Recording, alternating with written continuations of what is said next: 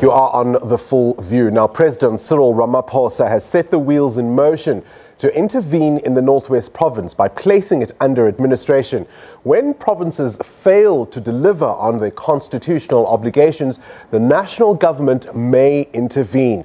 The basic rules for such interventions are described in Section 100 of the South African Constitution. However, in exceptional circumstances where a provincial government fails to discharge a constitutional obligation, Section 100 of the Constitution does empower the national executive to intervene in order to remedy the problem. What will the picture look like? Well, now we are joined in our parliamentary studios from the National Council of Provinces by Mr. Cyril de Beer. Good evening to you, and thank you for your time. I suppose Section 100 ultimately is there to act as a safeguard.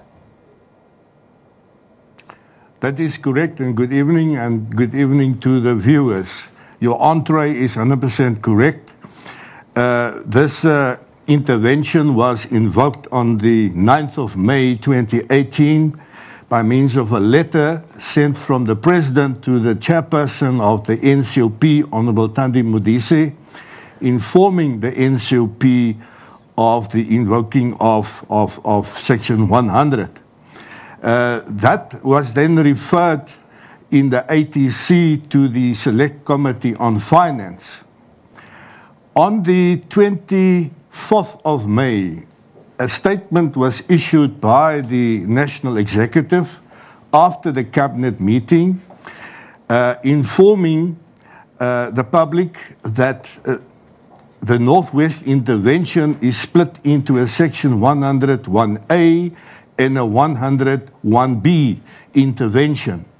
That appeared on page 2 of the statement, and the last paragraph on that page indicated that a letter must be sent from the National Executive, from the President to the NCoP chairperson, Thandi Modise, informing the NCoP of the latest decision by Cabinet, and then also to be supported by a memorandum explaining the intervention.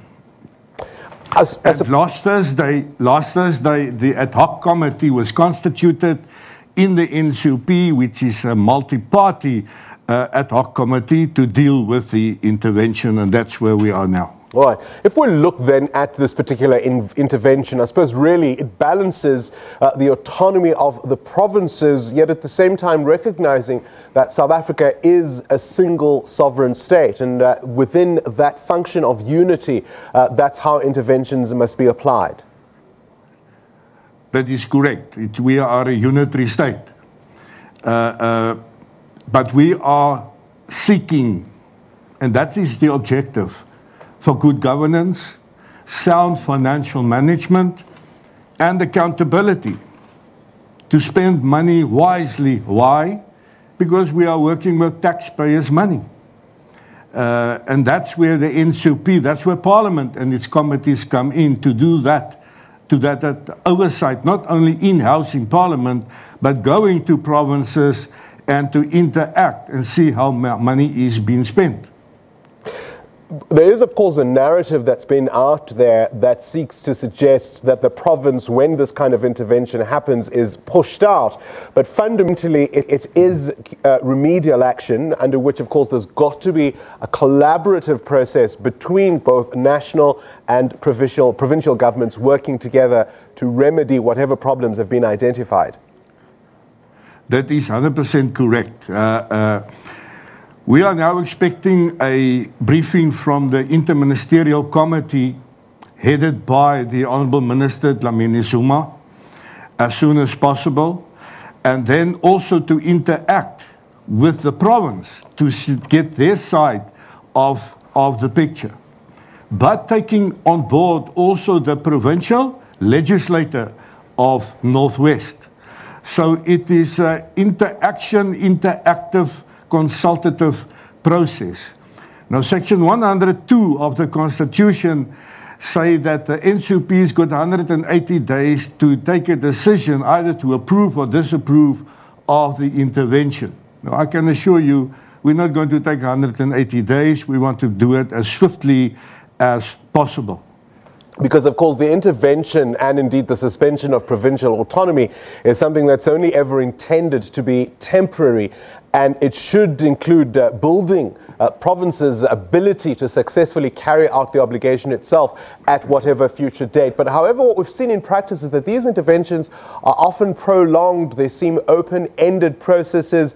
And furthermore, I think the criticism is sometimes, it would appear at least, there are political considerations in their implementation.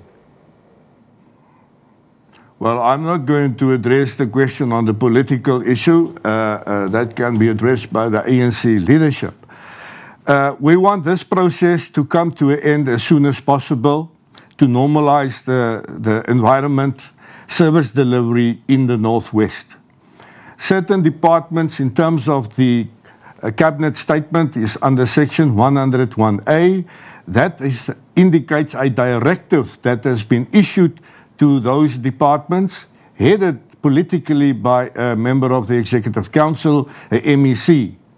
Section 101B implicates that the National Executive take over those executive powers of those effective departments, and the administrator is appointed to look at the administrative matters in that department and to speed up the corrective actions. Now, what is very crucial is a diagnostic analysis of what went wrong. To put together an action plan, to implement the action plan, and then to start looking at an exit strategy for this intervention, as we went through in the case of Limpopo in 2012-2013. Right, we'll have to leave it there. Mr. Cyril de Beer, of course, is the chairperson of the National Council of Provinces Ad Hoc Committee on the administrative takeover of the Northwest, as per section 100 of the Constitution, as you heard there. Stay with us. We've got more news and analysis.